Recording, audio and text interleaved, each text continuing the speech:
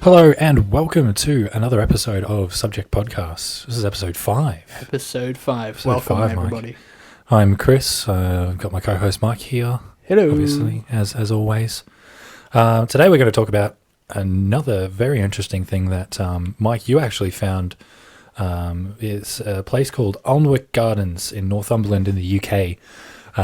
It is famous for its variety of plants. Yeah, very attractive plants, I would say. Some attractive, some less so. Some you would definitely love to go up and just take a big old whiff. It'd be the last whiff you ever whiff, that's for sure. We are, of course, talking about the Poison Garden. Yeah. That's in the Alnwick Gardens in Alnwick Castle. First started in 1750 by the first Duke of Northumberland. Yep. And it was designed by a gentleman called Capability Brown. If you live by your job title, like, come on, like, it's best. That's the best way to market yourself. I mean, yeah, definitely. But I don't know if I'd be a parent wanting to name my child Capability. Well, man, if he's got the capability, why not? Why not I'm put it in I'm the not title? arguing if he's got the capability. It's just a weird name. But yeah, he was a gardener and a landscaper, and he designed and helped build the garden in its original form next to the Alnwick Museum. Then it was continued by the other dukes, going on to the third Duke, who was a plant collector, and he would buy seeds from all over the world to plant in his garden. So they had a lot of tropical fruits like pineapples, and in the 19th century, the fourth Duke actually created an Italian style garden featuring an extraordinary conservatory, I should say. So you can really, like, if you think about it, it's relatively medieval looking, but Yeah. designed by, what was it? What was his name again? Capability Brown. Capability Brown. Like, I mean, by all accounts, the gardens are extraordinary. Obviously, they're sprawling and quite diverse. Like I said, in the 19th century, the fourth Duke of Northumberland was creating this other garden, and apparently at the end of the 19th century, so going on into the 20th century, the gardens were at their grandest, which I would assume means that it was the biggest that the gardens have ever been. They had acres of flowers, avenues of limes, a yew topiary, and all this kind of stuff. Then during the Second World War, there was a Dig for Victory campaign, and that meant that the garden was turned over and then was just solely for food plants.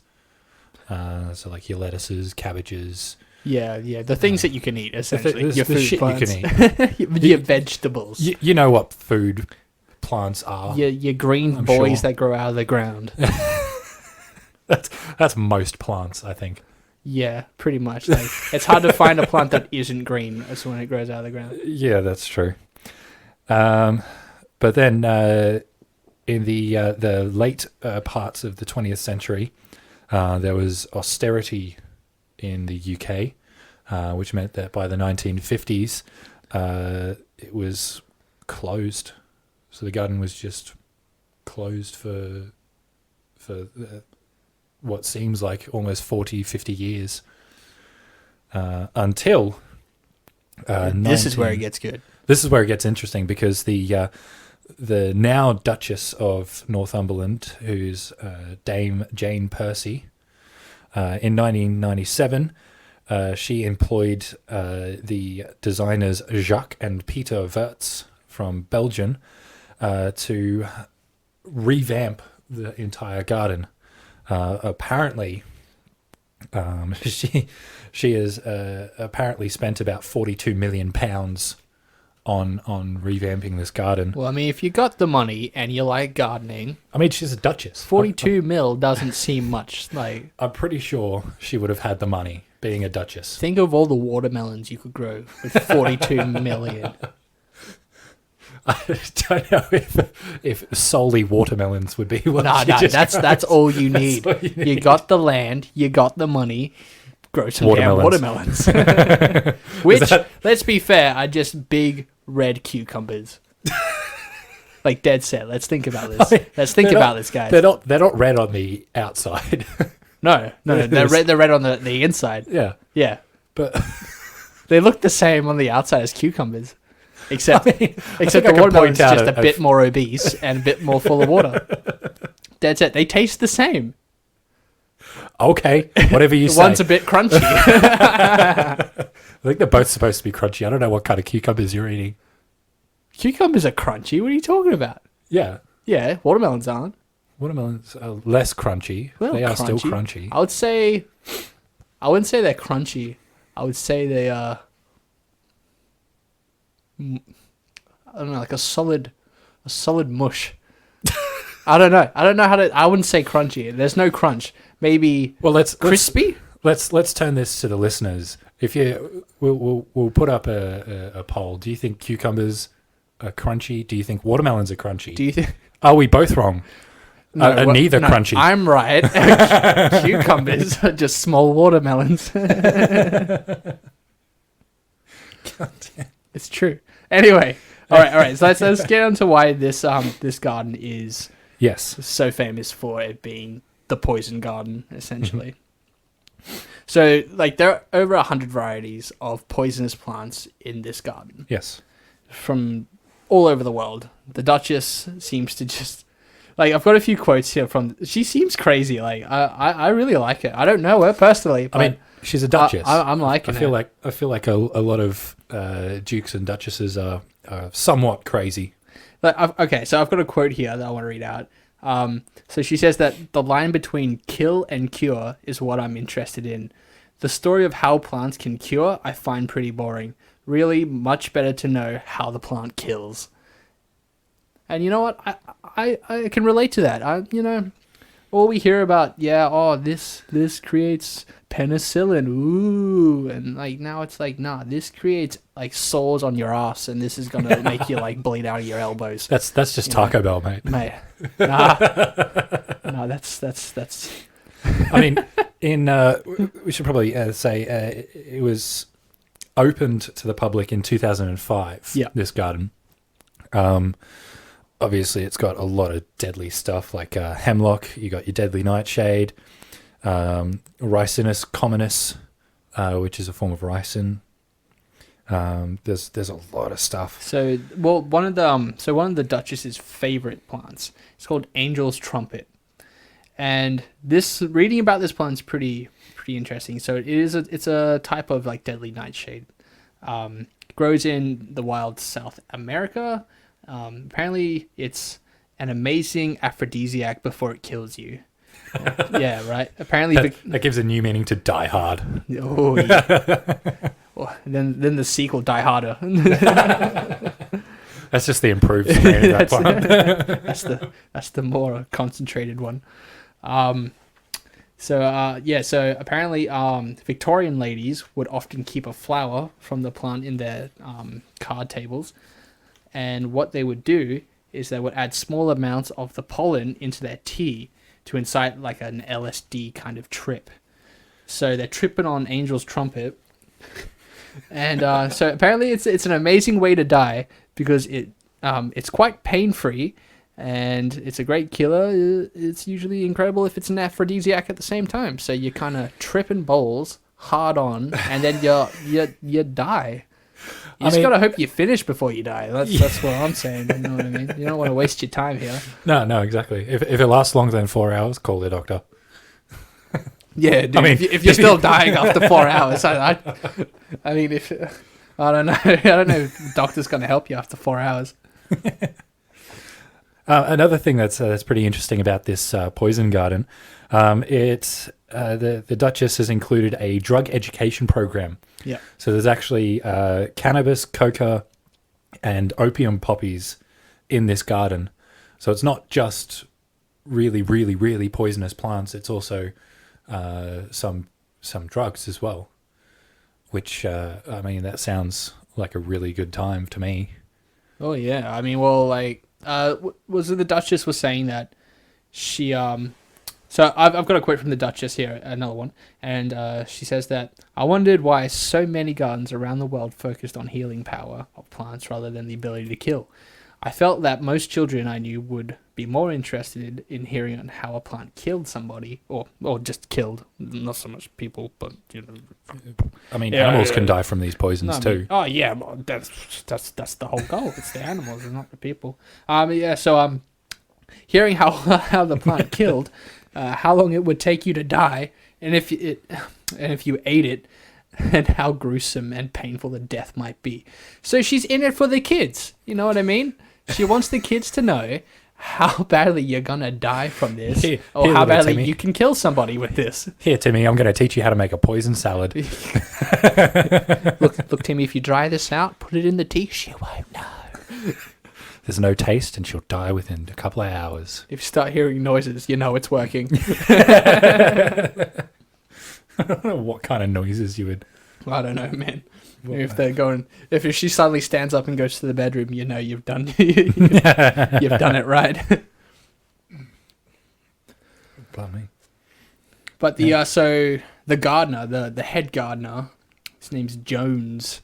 He says he enjoys the poison aspect of the unusual place, but he also has a soft spot for the lower dose medicinal uses of the plants that he attends to. He has a favorite plant, the low-lying vine of the. It's like, oh, okay, here we go. Periwinkle. Periwinkle? Periwinkle. Yeah, sorry, periwinkle It's flowers. It's a Madagascar flower, sometimes known as Vinca rosea. And in a sense, the plant saved his life, apparently. A few years ago, Jones had leukemia, and the drug used to cure his illness was originally derived from that flower.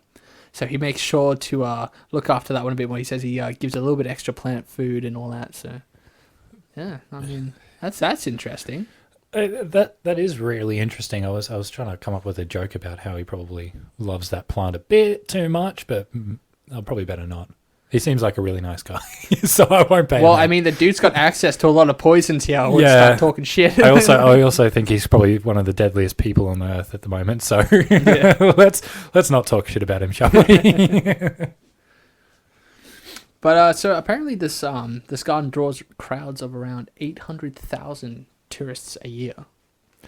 But they only allow 20 people in at a time, because all the tourists that go and everyone who goes to look at the garden, they're told that they're not allowed to smell the flowers or the plants. They're not allowed to smell. They're not allowed to touch. They're not allowed to taste, because I mean it's all poison. I mean, to be honest, if you're doing that, you're a bit of an idiot. I mean, you go into the poison garden, you kind of expect everything to be poisonous. Yeah, I mean, if you're going into a garden where the entrance has big iron gates with a skull and crossbones sign saying everything in here is poisonous. Poison garden. Yeah. Watch out. Yeah, like if you're gonna start tasting things, that's just natural selection, really. Like, come on, You're in the running for the Darwin Award Yeah. that year. no salad required.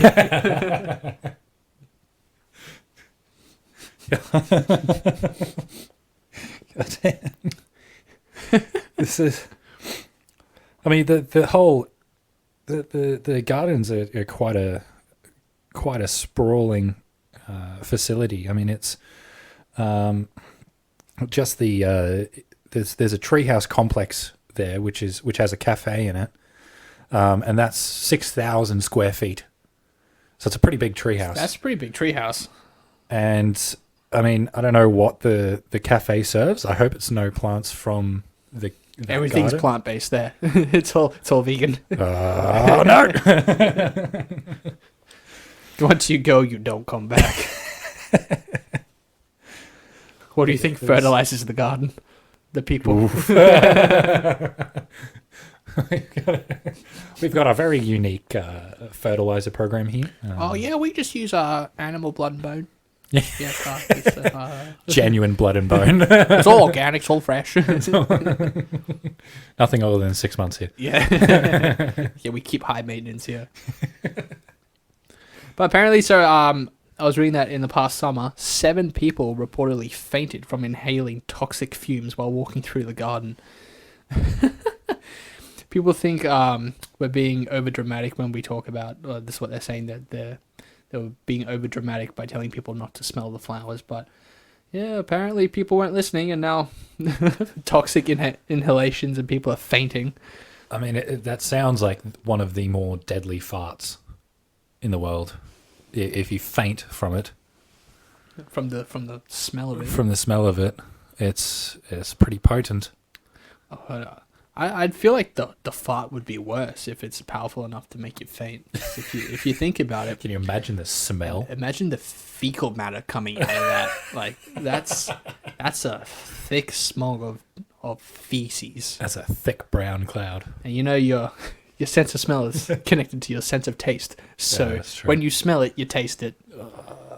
That's one of the worst things. Rough. Would not want that to happen. And I mean, Yet it happens daily.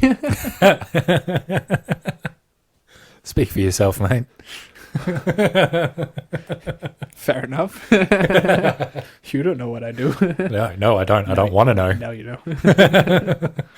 No, erase it from my memory, please. Yeah, I've got this plant you can smell. It'll erase everything. That's a funny looking flower. I've never seen that before. It's from South America. Oh, shit.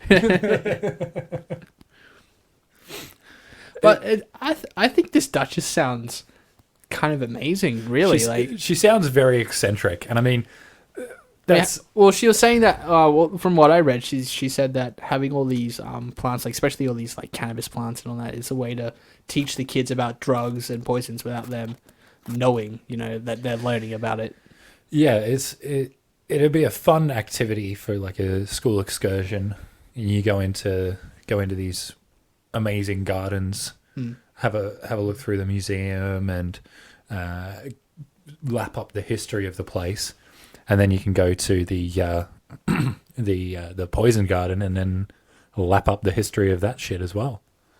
Because that'd be, I think personally it'd be quite interesting to go and experience that, or going into that garden and having a look at like the hemlock and the deadly nightshade and all that sort of stuff. Even just so you can recognize the plant, so you can avoid it if you need to. Or extract. For your own needs. Well, I was watching a video on it, and the caretaker, the head gardener, he has to wear a full hazmat suit, mask, even some like respirators and everything, just because it's so deadly when he's trimming the plants and everything.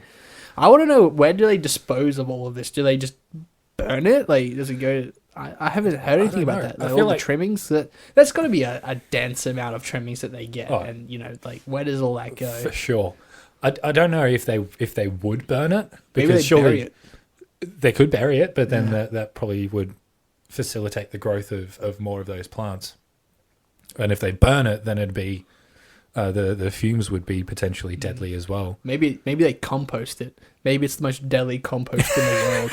Just that's their real claim to imagine fame. the worms growing in there, dude. They must be the toughest mofos on the planet. Hands down, the most toxic worms. Jeez. Yeah. I don't know. You bring up a good point of the disposal of the trimmings, because maybe they're saving all the trimmings so that they can bomb the country, any country they want, with just poisonous trimmings. You know what I mean? Just, I don't know. Just dropping some deadly nightshade clippings from a plane. It's that easy. Here you go, motherfuckers. Chuck them down. I'd be skeptical of the florist that lives near there. You know what I mean? Oh, the resident florist in the gardens. Any florist around that place. I'd just be like, no, where you get your flowers from? I'm a be- home grower. Yeah, be okay. very Which home? cautious. Yeah, if you live in Northumberland and you have a florist near you, be very cautious. I wonder if you could like sneak a couple trimmings. Like if you just bring some gloves and just a little baggie when they're not looking. Just I feel like if it would be Why don't they quite search hard. people like when you leave to see if you've got any like poisonous plants on you or anything? That's a good Poisonous point. trimmings. I feel like That'd be a good way to set them up. You know, like if you did, and then you okay, hypothetically, something happened and you need poison for some reason, sneak it from there. self protection. Just take it. Yeah, okay. We'll say self protection. Yeah. Why do you need this poison? To protect myself. Yeah. from, This is from when purely, people come over. purely preventative. If somebody's abusing me, Yeah. I'm just going to feed them that. So if someone breaks into my house, about here, have Would a you cup like- of tea. have a Would you cup of tea? Would you like a salad? Here, I picked this salad just this morning. I don't Goes know, really like- well with a nice But you know, Chianti. if you used it and then they like, oh well, this was some of that angel trumpet. Oh, I wonder where that's coming from. Oh, we know where that's coming from. Yeah. It's coming from the castle. Like the only place you could source it in It was the England. Duchess. It was the Duchess, surely. God, I mean this whole garden sounds like a really interesting place to go. I'd love Like to I- go like I and said check before. it out. Some of the flowers look amazing. They do, and like you said, the death trumpet, angels trumpet. Yeah. Those flowers are quite pretty. Mm-hmm. Obviously, they will kill you if you smell them, even if you come in like 2 meters from it. I know that there is, however, some plants that they didn't mention that they have. For instance, there's a plant that grows in tropical Australia in the Daintree and those kind of rainforests here. That's called the Gimpy Gimpy plant, Mm-hmm. which just sounds like inbred on inbred, but we're not going to touch that.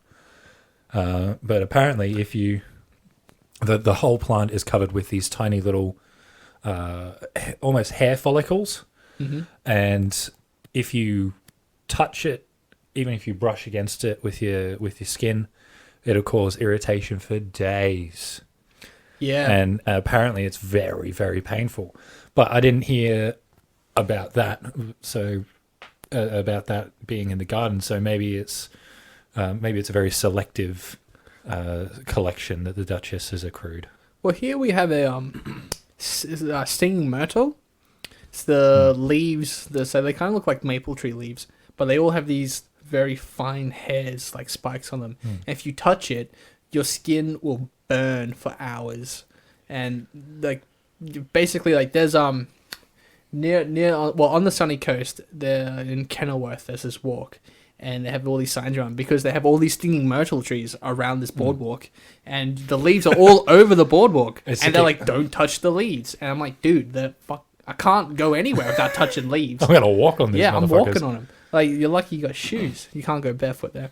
But yeah, it's insane to think that, you know, just this harmless looking leaf. Okay, to be fair, it's a big leaf and it's got big hairs on it. It doesn't look that harmless, but it's a leaf, so you kind of think it's relatively harmless. Yeah. If I touch this thing, shit's gonna burn for a long time. Yeah. I mean, there's a few plants like that around the world. Obviously, we're just talking about our experiences here in Australia and what we've done research-wise on the poison garden. But if you guys know of any plants that are poisonous that were maybe not included in what we've just said, or in the poison garden in Northumberland, sorry, Northumbria. Isn't that completely different. I fucked up there. Let us know. Leave a comment. We're on Facebook, Instagram, YouTube, and Podbean, of course. So I mean, we know all about poison ivy, but if you got something interesting, Yeah, keep let us it know, yeah. keep it interesting. I don't want to hear about poison ivy again. I'm over That's it. all I ever hear. Poison ivy. I mean, it's a staple for teen camp movies. Somebody always gets done in by some poison ivy. Yeah, maybe we should do an Australian film where people get done in by stinging myrtle. Or the gimpy tree. Yeah, the gimpy, yeah. But even then, like in Australia, you know, we actually have quite a few plants that are quite, you know, dangerous and deadly. I mean, we have morning glory, which is quite common around the Does place. it give you a boner?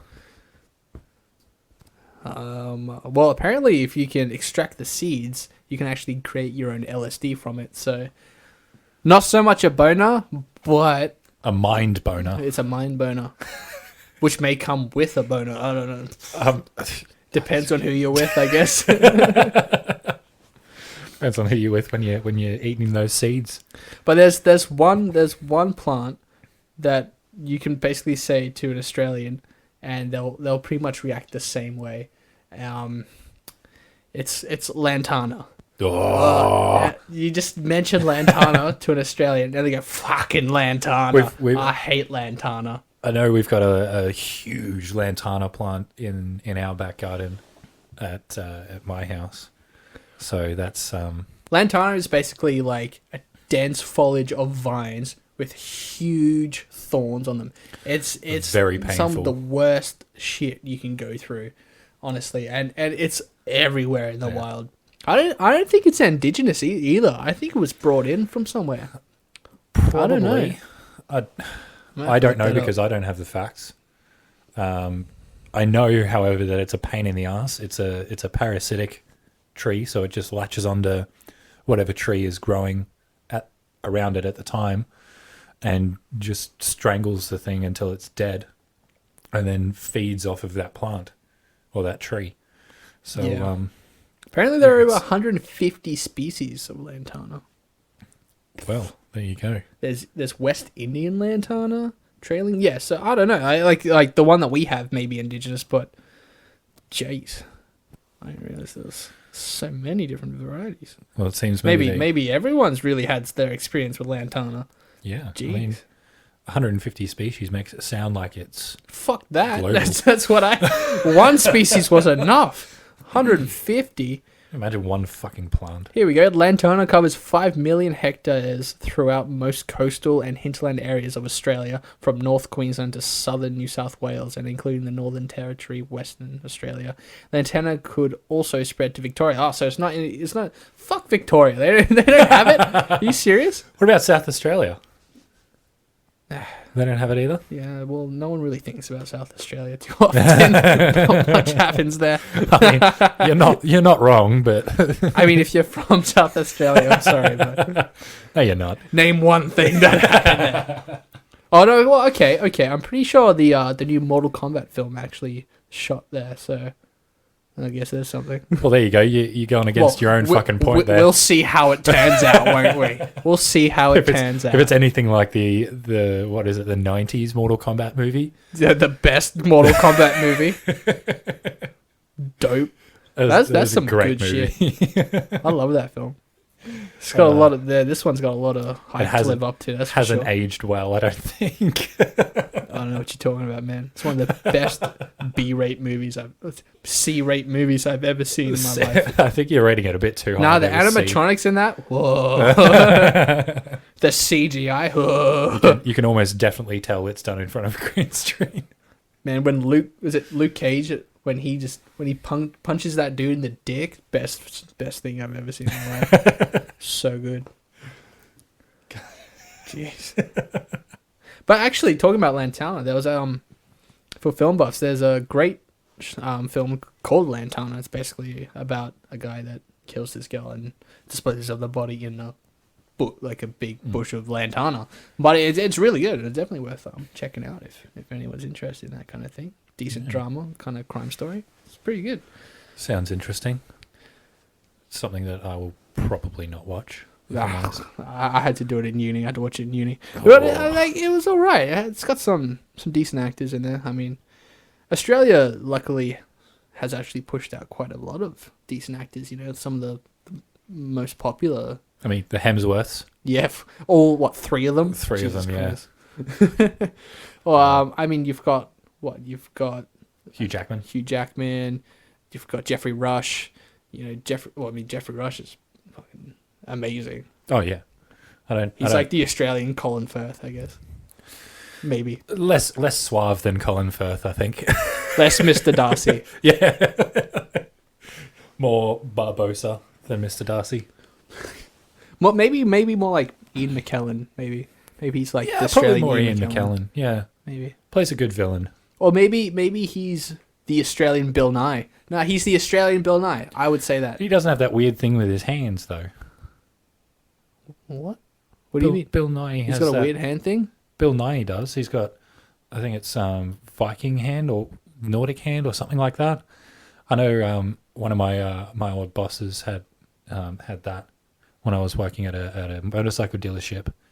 It's this weird shortening of the tendons in the last two digits of your hand. So your ring finger and your pinky, the tendons shorten so that it's constantly, those two fingers are constantly curled up. So you only have a use of basically three fingers on each hand.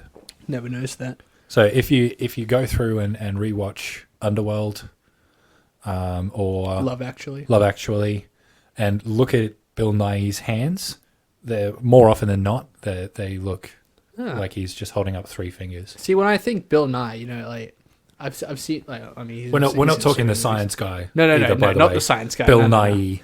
Yeah, Bill Nye. It's the other Bill Nighy.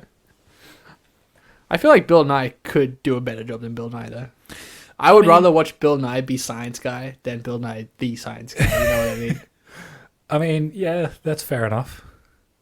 I wouldn't. I don't know. I don't think I've seen Bill Nye in a film that I haven't been like, that was like he was good in that. You know what I mean? He's just one of those, like, I don't know, naturally good actors that just takes on a role so easily. Yeah, he doesn't sort of stand out. He's sort of like, oh, that was a good role for him. Well, he plays, like, in Pirates of the Caribbean, he plays Davy Jones. You know what I mean?